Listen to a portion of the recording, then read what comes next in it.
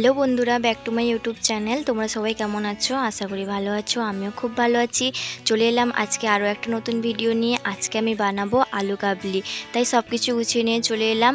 আর আমি যে ভিডিওতে ভয়েসটা দিয়েছিলাম ওর সাউন্ডটা কম আসার কারণে আমাকে পেছন থেকে আবার ভয়েস দিতে হয়েছে বন্ধুরা।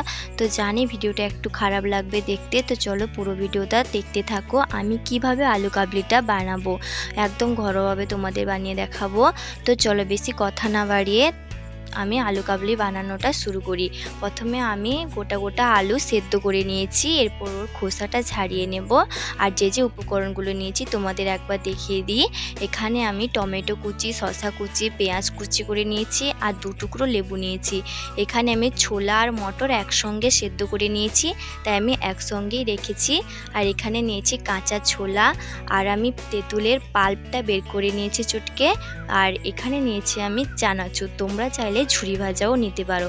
আর আমি তো আলু আগে থেকে নিয়ে নিয়েছি, দেখিয়ে দিয়েছি তোমাদের। আর এরপর যে মশলাগুলো নিয়েছি একে একে তোমাদের দেখিয়ে দিই।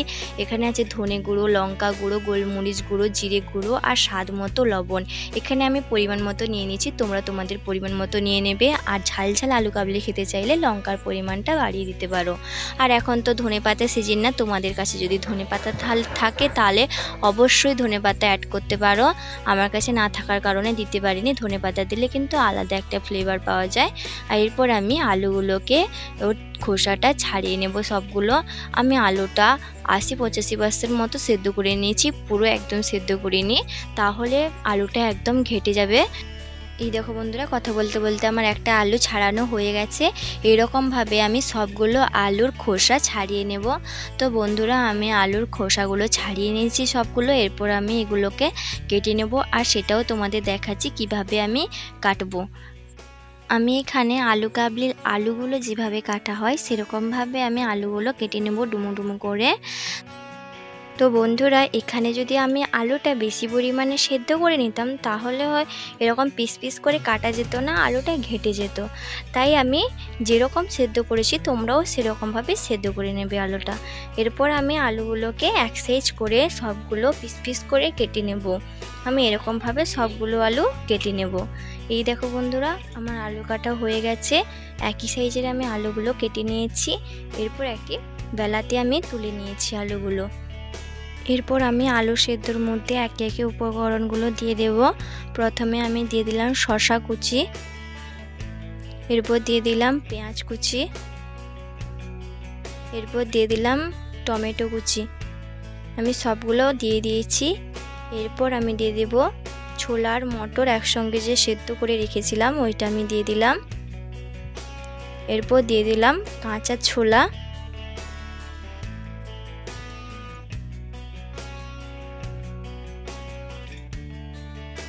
এরপর আমি দিলাম চানাচুর, তোমরা চাইলে ঝুরি ভাজাও দিতে পারো। এরপর আমি যে তেঁতুলের পাল্পটা বের করে রেখেছিলাম ওইটা আমি দিয়ে দিলাম। আমি হাফ দিলাম আর হাফ রেখে দিলাম, যদি প্রয়োজন হয় তখন দেব। এরপর বন্ধুরা আমি একে একে মশলাগুলো দিয়ে দেব। প্রথমে আমি স্বাদ মতো লবণ দিয়ে দিলাম, এরপর দিয়ে দিলাম জিরে গুঁড়ো, তারপর দিয়ে দিলাম গোলমরিচ গুঁড়ো, এরপর দিয়ে দিলাম লঙ্কা গুঁড়ো, তারপর দিয়ে দিলাম ধনে গুঁড়ো। আমি মশলাগুলো পরিমাণ মতো নিয়েছিলাম, তাই সবগুলোই আমি দিয়ে দিয়েছি। এরপর আমি যে 2 টুকরো লেবু কেটে রেখেছিলাম, গন্ধরাজ লেবু, ও রসটা আমি চিপড়ে দিলাম।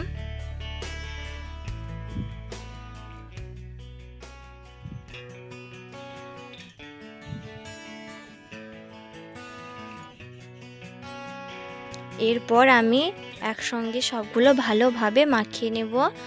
আমি হাতে মাখাচ্ছি, হাতে মাখালে সব থেকে ভালো হবে। আর একদম আলতোভাবে মাখিয়ে নেব, না হলে আলুটা ঘেঁটে যাবে আর মশলার সঙ্গে। তাই আমি হালকা হালকাভাবে উপর নিচ করে ভালোভাবে মশলার সঙ্গে আলু কাবলিটা আমি মাখিয়ে নেব ভালো মতো। আর এই আলু কাবলি দেখে কার কার জিভে জল আসছে বন্ধুরা কমেন্টে অবশ্যই জানাতে ভুলো না। তো এরকম আমি চারপাশ ঘুরিয়ে ঘুরিয়ে আলু কাবলিটা ভালোভাবে মাখিয়ে নিয়েছি। এরপর আমি আলু কাবলিটা একটা প্লেটে তুলে নেব অল্প পরিমাণে। আমি এই প্লেটে অল্প পরিমাণে তুলে নেব। তো বন্ধুরা আমি অল্প পরিমাণে এই প্লেটে তুলে নিয়েছি। দেখতে কতটা সুন্দর হয়েছে দেখো বন্ধুরা। এরপর খেয়ে দেখা যায় কেমন হয়েছে। তো চলো আমি আমার বাড়ির পাশে বৌদিকে ডেকে এনেছি, ওকে দিয়েই প্রথমে আমি টেস্ট করাবো কেমন হয়েছে। তো ওকে প্রথমে দিব, ও বলবে যে খেতে কেমন হয়েছে। এরপর এই আলু কাবলিটা আমি আমার পাড়ার ভাই বোনকেও ডেকে খাওয়াবো, ওরা আসেনি এখনও। তো বৌদিকে জিজ্ঞাসা করলাম যে কেমন হয়েছে, ও তো বললো ভালো হয়েছে। এরপর আমি খেয়ে দেখি যে কেমন হয়েছে।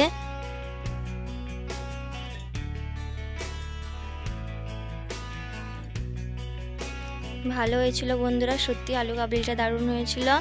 তোমরাও এই আলু কাবলিটা বাড়িতে বানিয়ে খাবে, আশা করি ভালো লাগবে। আর এই আলু কাবলিটা যদি বাচ্চাদের দিতে চাও তাহলে হয়তো তেঁতুলের পাল্পটা না দিলে ওরাও খুব মজা করে খাবে। আর এরকম আলু কাবলি বিকেলে যদি হয় তাহলে সত্যি বন্ধুরা ভালো লাগবে খেতে। তোমরাও বাড়িতে বানিয়ে খাও। আর আমার ভিডিওটা কেমন লেগেছে কমেন্টে জানাবে, ভালো লাগলে লাইক কমেন্ট শেয়ার করে পাশে থেকো। আর আমার চ্যানেলটাকে সাবস্ক্রাইব করে দিও। আর দেখা হবে পরের ভিডিওতে, ততক্ষণ তোমরা ভালো থেকো, সুস্থ থেকো, আমিও ভালো থাকি। তো চলো বন্ধুরা, আজকের মতো ভিডিওটা এখানেই শেষ করছি।